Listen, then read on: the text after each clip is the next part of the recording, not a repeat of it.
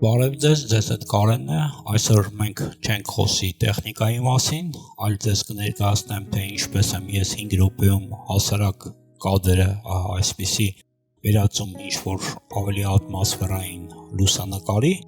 կներկայացնեմ ձեզ 3 եղանակ, որոնք կատարում եմ ինքս,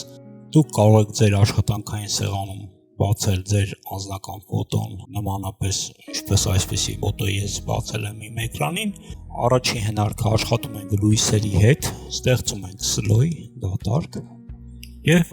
կարող ենք օգտվել երկու եղանակ լուսավորության հետ ֆոտոնկարի աշխատելու gradient tool-ը, ահա, և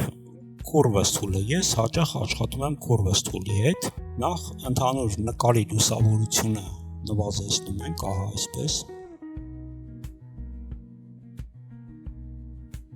մի փոքր ես սովորականից շատ եմ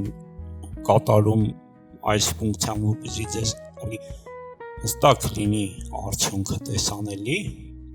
այնուհետև լուսավորում ենք նկարի այն մասերը, որոնք անհրաժեշտ է, տվյալ դեպքում իհարկե արտաքին դիմագծերը մեր հերոսի, այսպես ասենք, brush tool-ն ենք վերցնում, opacity-ին հետևում ենք, որպեսզի մինչև 100 չլինի, ցանկալի է մի փոքր նվազ, այս դեպքում 15%, այսպես, այստեղ մի փոքր նվազեցնում ենք ևս 15%-ով, լույսը դա ամբողջ գլխավոր մասն է ֆոտո նկարի հետ աշխատանք կատարելու համար, այստեղ դուք կարող եք ավելի մանրամասնորեն վերացնել ավելորդությունները, հաջորդ գործողությամբ աշխատում ենք ստեղծելով նոր սլոյ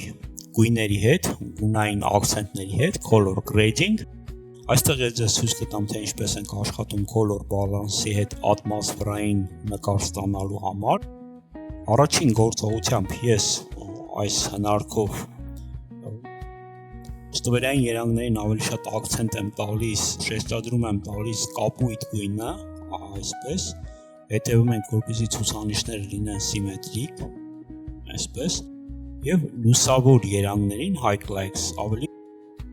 տաք գույներ, իհարկե դեղին և կարմիր, այսպես, այստեղ, ինչպես տեսնում եք, մեր նկարը ստացավ ավելի ֆիլմային տեսք և երրորդ հնարքը, սա վերաբերում է ֆոտո նկարի հստակեցմանը, Ctrl-Shift-Alt-J ստեղումով կրկնօրինակում եք այդ սլոյը կամ միանգամից copy-paste անելով, այնուհետև սա փոքրացնենք, որ մեզ չխանգարի, Filter, Other, High Pass, երկուսը կարծում եմ իդեալական է դետալները ընդգծելու համար նկարի, որպեսզի այն հստակ ավելի ընդգծվի և այստեղ ներդիր ռեժիմը, այսպես ասեմ, տեղադրում ենք overlay կամ linear light, ես այս դեպքում կտեղադրեմ overlay, որը ավելի ուժեղ է ակցենտը տալիս դետալներին, բայց այն